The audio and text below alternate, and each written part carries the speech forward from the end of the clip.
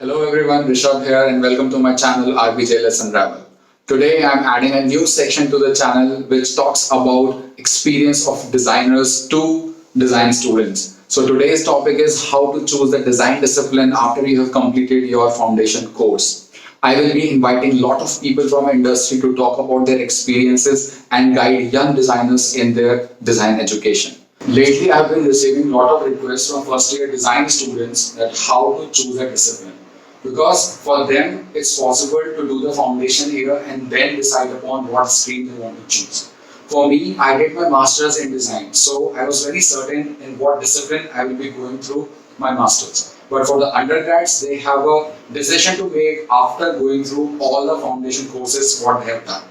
So on LinkedIn profile, a lot of students from my college have approached me and asked me this question. So I answered those questions to them, I had a call with them, I made them understand certain things. So I thought of making this video so that I can help more people because there are a lot of design colleges now, there are a lot of design students who have to take this decision. And today I find myself to be appropriate person to tell this because I have already spent 6 years in the industry. So if I briefly tell you about my experience in the industry, I did my transportation design masters from MIT Pune, and then I joined an Indian manufacturer. Then I moved to a German manufacturer. Then I worked with an aerospace industry, and now I'm working with a French industry. So I have a lot of experience from different industries, and I would be able to tell you more about it. And today I have with me another friend of mine from the same batch, Susovan Mazumder. He will be taking or telling you his perspective towards how to join or how to choose a stream, so we can decide on better terms how to go about it. Let's welcome Susovan and let's hear from him what he has to say about this topic. Thanks, Rishabh. Thank you for having me here, and I'm glad that I could join so that we can together add value to your audience and to many students, as you were saying. Before we start, I'll briefly introduce myself. My name is Susovan Mazumder, and I have done my PG in transportation design. And as Rishabh mentioned, we were in the same batch, but we took a very different approach when it came to our curriculum as well while we were doing the course, and also after that the way we approached our career were very different. But also, having said that, we have a lot of similarities, as in we both have worked through various types of industry and not just automobile industry. So I joined, my first job was with Maruti Suzuki, where I worked as an exterior designer for 2.5 years. Then I switched to another company, but then at that time I changed my industry. I joined consumer electronic industry. Also, I have been doing a lot of freelance work with as a consultant, innovation consultant with various small and medium-sized businesses. So, as he mentioned, we have a lot of variety when it comes to experience. So, we can guide you how to approach your course in the coming years. So, happy to be here. So, let's see how this goes. Thank you, Susovan. So we both will be taking turns to tell you about our perspective, how to go about it. And I would like to tell you, we could have done it through Zoom also, but since we don't know you guys, so I would welcome you all to the comment section and you can post all the questions you have. We will do follow-up videos so that we can tell you more about it. Because see, every person is different, every design student is different, and that's the beauty of design. So it's very personalized. So whatever questions you have in mind, you can put it in the comment and we both will try to give you the answers, and I will invite more people from different industries because see, some of the people have joined jobs, some of them started their own startups, some of them joined small studios. So there are different perspectives, there's a big spectrum in which we all are doing. So it's been 6 years since we all have been doing all those things, and I think 6 years is a good time to tell you guys what to do. So my first pointer for you guys would be to evaluate.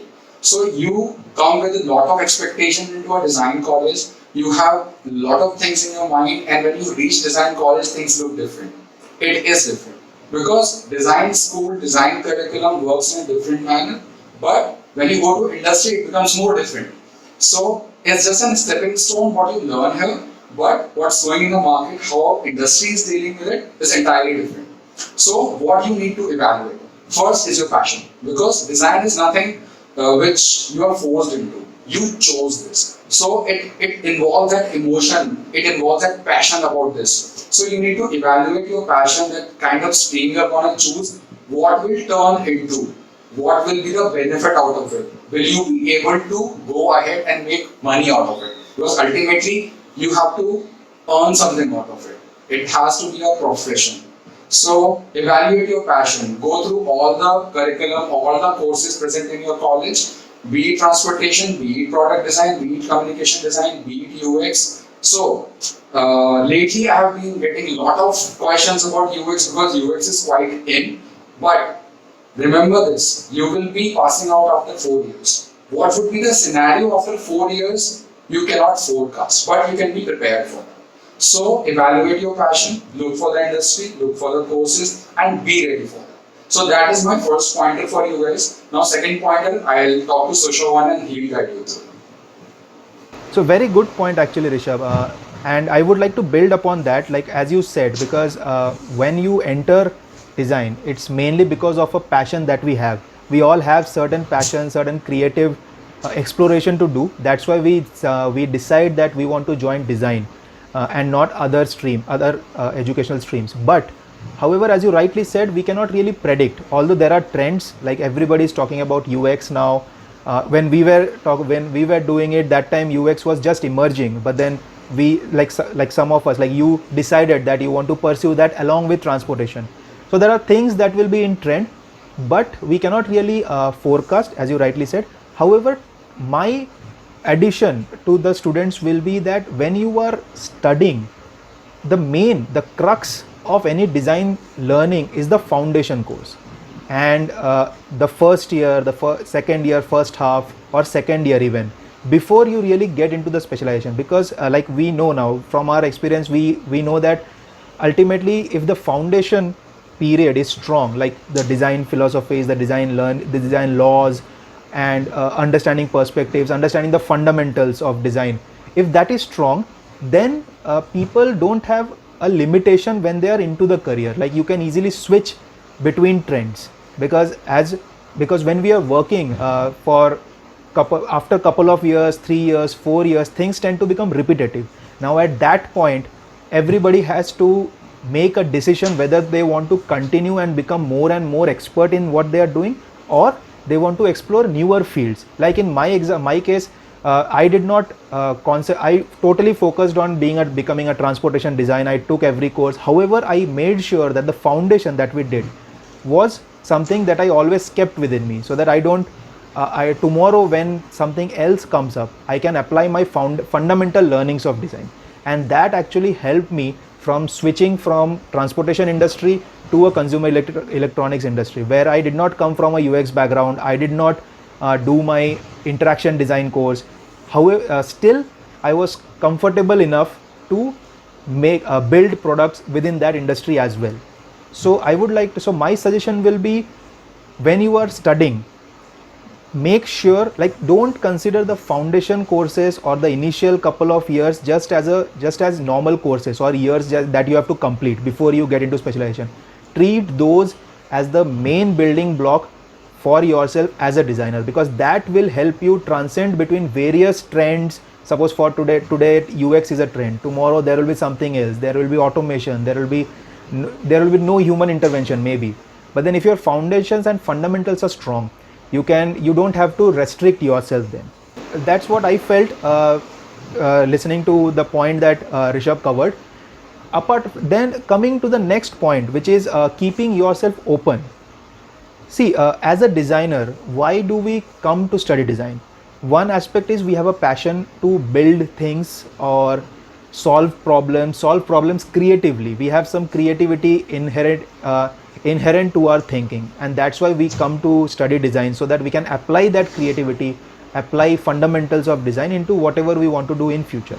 So always remember, when you are studying, one is, as I said, grasp the fundamental, build your fundamentals really strong, foundation really strong, and keep your eyes and ears open even while studying. Don't think that I will first finish the course, and when I'm in third or fourth year or in the graduating semester, I will think about what I want, where I want to go in.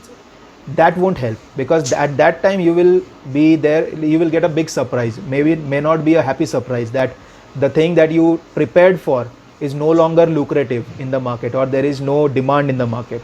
Like, I would like to give a very good example from Rishabh himself. He, like, we were all in transportation design, but he wanted to explore product design, interaction design, UX design.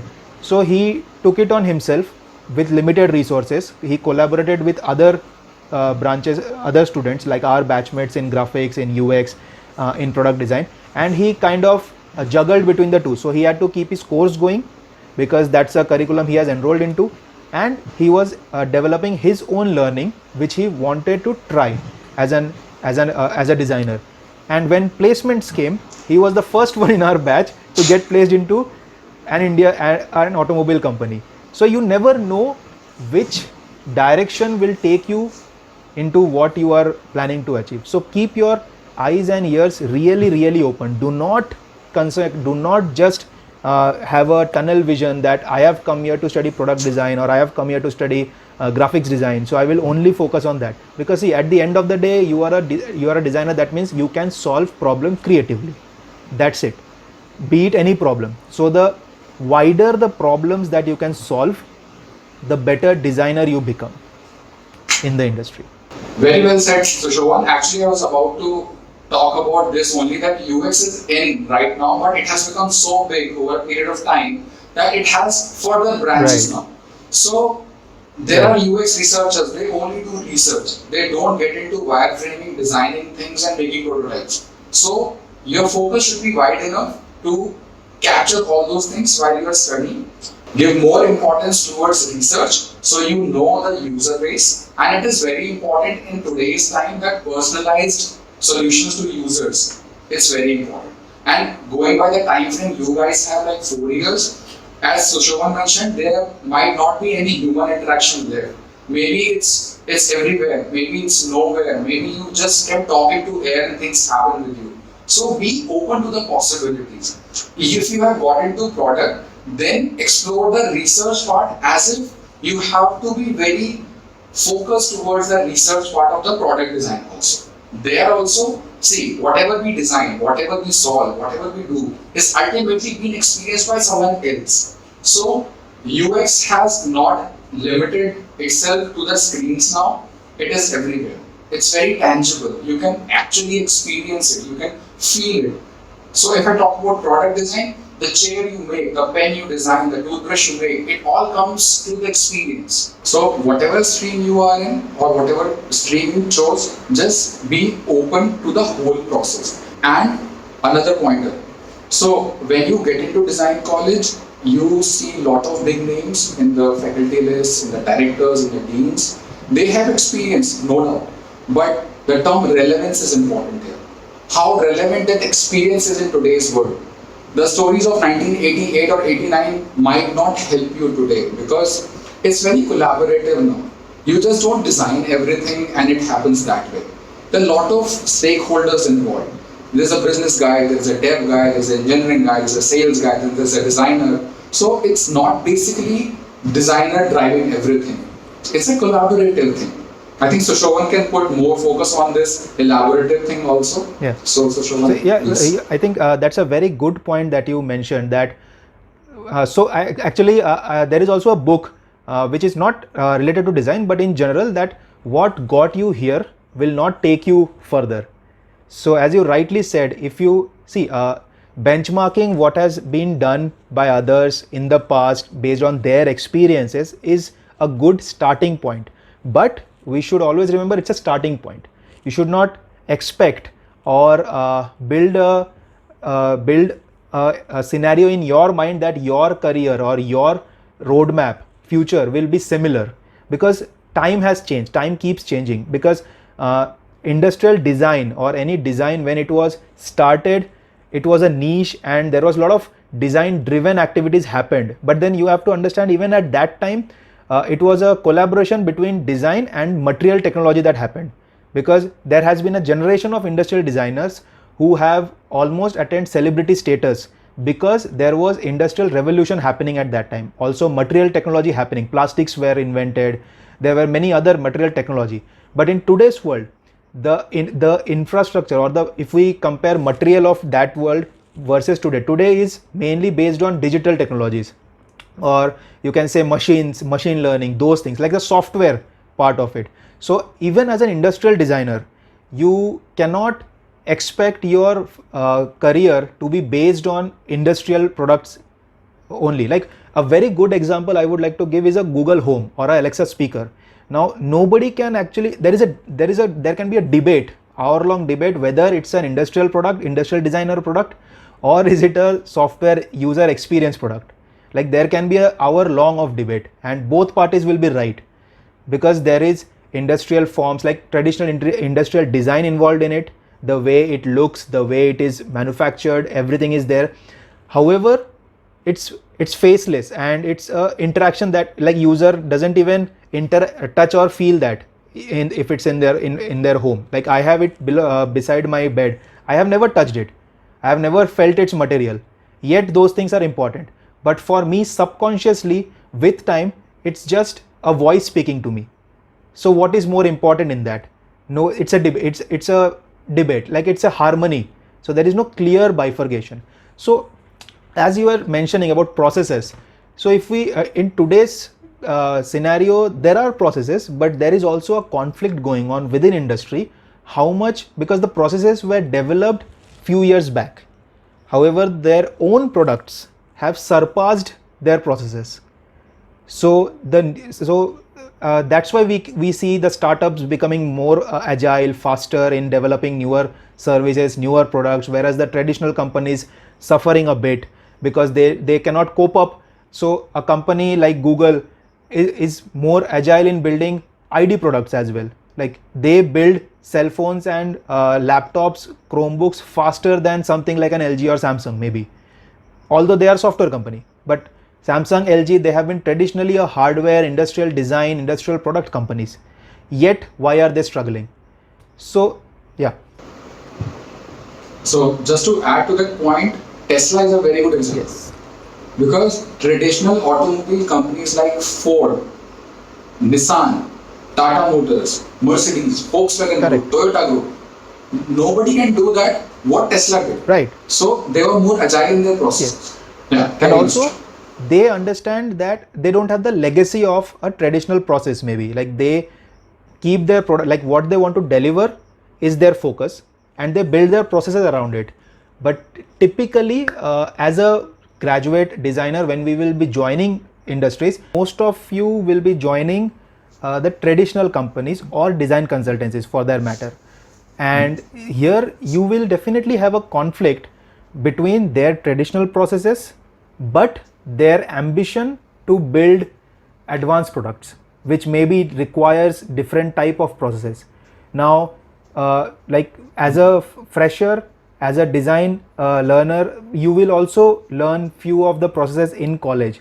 However, those will be a little different from how the company operates or their own processes. So you will have to also adapt because when a company hires you, they will also expect you to bring in some your design processes, because that's what they are hiring you for.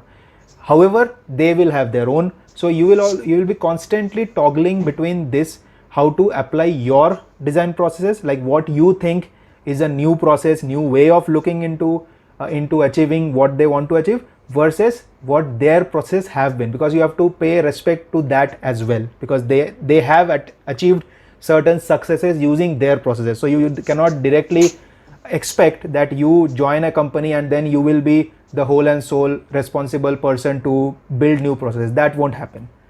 And yeah, just to give you an insight from industry, that there are companies wherein there is a separate round specifically what do you bring to the table.